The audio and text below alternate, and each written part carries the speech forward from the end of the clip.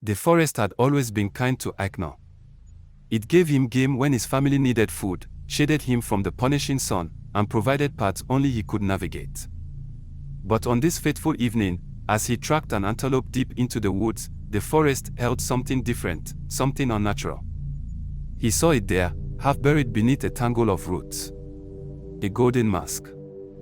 Though dust and fallen leaves covered most of its surface, the gold still gleamed beneath, untarnished by time. The mask's smooth face was etched with ancient, swirling symbols.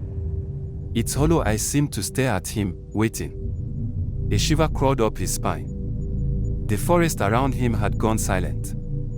No birds, no rustling leaves. Even the wind had stilled. He swallowed hard, glancing over his shoulder. Nothing. The moment his fingers brushed the mask, warmth seeped into his skin. A pulse. Faint but real. Then, a whisper. Soft. Curling around his ear like breath. Ikenga. His blood ran cold. He spun around, gripping his knife. Silence. He should have left it there. But something about the mask called to him. Slowly, as if moving on its own, his hand lifted it. Before he could think, before he could stop himself, he pressed it to his face. The moment it settled, everything changed. The world tilted. The sky darkened, though the sun had not yet set. The trees stretched taller, their branches curling like clawed hands. The air grew thick, pressing against his skin. And then, the whispers returned. Ikenga, you have found us at last. The voice was inside him now, many voices, blending into one. He yanked the mask off, gasping for air. The world snapped back to normal, the trees, the golden sunlight, the distant river. His hands trembled. He should have thrown the mask away. But he didn't. That night, as he sat by the fire, he held the mask in his hands, turning it over, tracing its patterns. His wife, Ikenga, called him to bed, but he barely heard her. The whispers had not stopped. They slithered through his mind like smoke. You are us.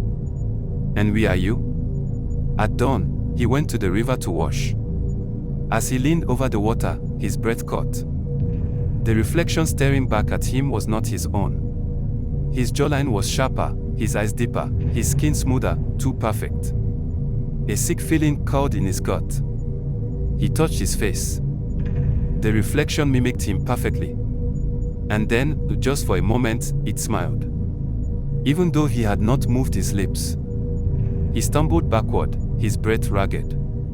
Something was wrong. Days passed.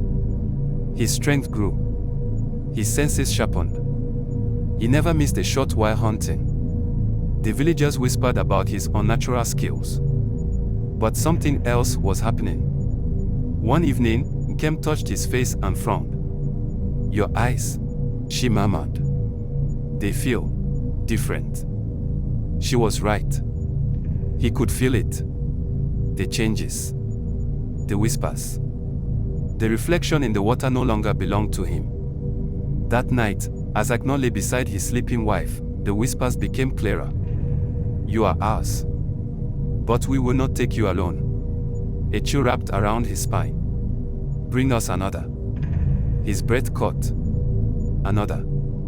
The mask didn't just want him. The weight of it sat in the corner of the heart, watching. He could feel its presence, like an unseen eye fixed on him. He turned to look at Ikenga, the slow rise and fall of her chest as she slept.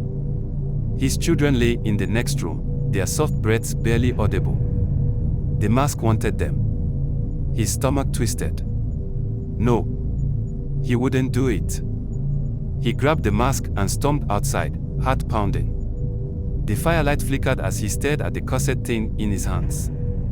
Then a voice, his own voice, slithered into his mind. Do you want to keep resisting? We only wanted you and your family. But if you deny us, we will take more. Everyone. Ikenga's hands trembled.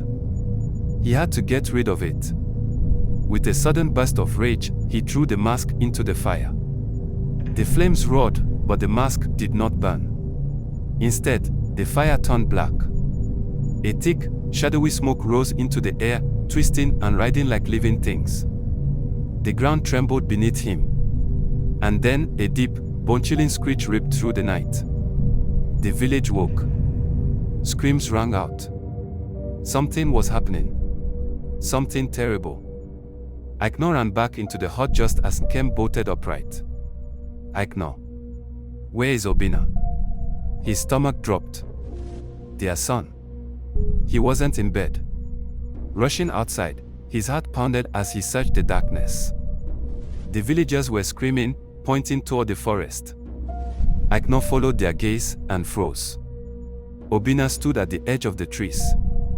His small hands clutched the golden mask to his face. The mask was wearing him. His body stood stiff, his limbs twitching unnaturally. When he turned to face his father, his eyes were not his own. They were golden. Father. His voice was layered, ancient, and unnatural. You should not have resisted. Ikenga ran toward him, but the ground split open between them. Shadows erupted, riding tendrils stretching toward the sky. And then, the villagers began to change. One by one, their reflections disappeared from the river. Their eyes darkened. Their faces stretched, warping as if something else was staring out from beneath their skin. The mask's hunger had grown. It no longer wanted only Ikenga and his family. It wanted everyone. Ikenga knew there was only one way to stop this. He had to defeat the mask. But how do you fight something that is not alive? He looked at the flames. The mask had not burned, but the fire had reacted. Perhaps it feared destruction. A desperate idea formed in his mind. He needed to trap it. As the villagers succumbed to the mask's influence, Ikenga ran to the shrine of the village elder, Dibia Nwosu, the only one who might know what to do. The old man was already awake, standing at his doorway, his face grim. The mask is not just an object, Ikenga. It is a spirit. It cannot be killed, but it can be bound. How? Ikenga pleaded. The elder handed him a black clay pot, covered in strange carvings. This can hold it. But you must weaken it first. Make it desperate. Force it to reveal itself fully.